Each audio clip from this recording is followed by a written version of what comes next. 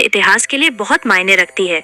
आज ही के दिन 1814 में लंदन में अलेक्जेंडर कनिंघम का जन्म हुआ था। वो आए तो थे फौज में नौकरी करने, मगर उनकी किस्मत में भारत की मिट्टी की परतें खोलना लिखा था। कनिंघम को भारतीय पुरातत्व का पिता कहा जाता है। उन्होंने ही हमें बताया कि सारनाथ और नालंदा का सच क्या है। उन्होंने चीनी प्लीज हमारे चैनल को लाइक और सब्सक्राइब जरूर कर ले।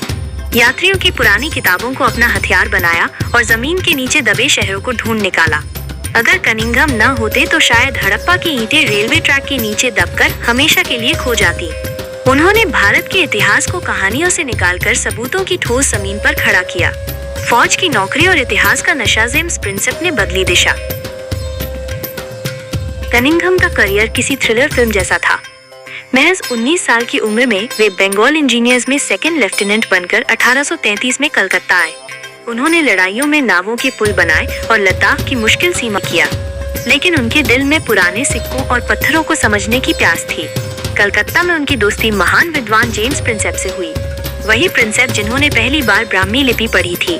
कनिंघम को समझ आ गया था कि भारत का असली इतिहास कागजों में नहीं बल्कि मिट्टी के नीचे दबे खंभों और सिक्कों में है। फिनसॉन्ग की आप अभी तक चैनल को सब्सक्राइब नहीं किए हैं तो प्लीज हमारे चैनल को लाइक और सब्सक्राइब जरूर कर ले। गाइड बुक से खोजा नालंदा और वैशाली कनिंघम का काम करने का तरीका सबसे अलग और अनोखा था। उनके पास कोई मॉडर्न मैप नहीं था, बल्कि ह्वेनसॉन्ग और फाहियान जैसे चीनी यात्रियों की किताबें थीं। वे इन किताबों को किसी गाइड बुक की तरह इस्तेमाल करते थे। अगर ह्वेनसॉन्ग ने लिखा कि इस दिशा में इतने मील चलो तो विहार मिलेगा, तो कनिंघम वहां पहुंच जाते और खुदाई शुरू कर देते।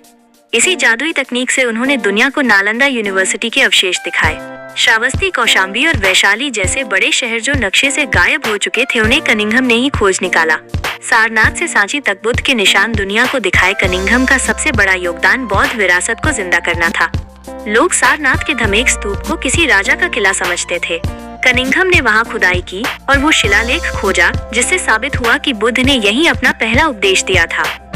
सांची में बुद्ध के शिष्यों के अवशेष खोजे, भरहुत के पत्थरों से मौर्य काल की कला समझाई, बोधगया के महाबोधि मंदिर को बचाया और संवारा।